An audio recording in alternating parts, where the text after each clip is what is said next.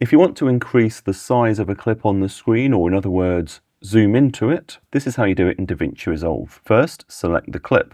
Next, open up the inspector at the top right and make sure you click on video so you're altering the video properties. To make a clip larger, you can double click on the zoom section and type in a number. By default, it's going to replicate that in both the X and Y for the zoom, and now we've zoomed in. Alternatively, you can hold down your mouse button on either the X or the Y and drag left to make the clip appear smaller, or right to make it appear larger. To alter the position, you can hold down your left mouse button and drag left to move the picture to the left or right, and hold your mouse button down on the Y and drag left to move it down and right to move it up.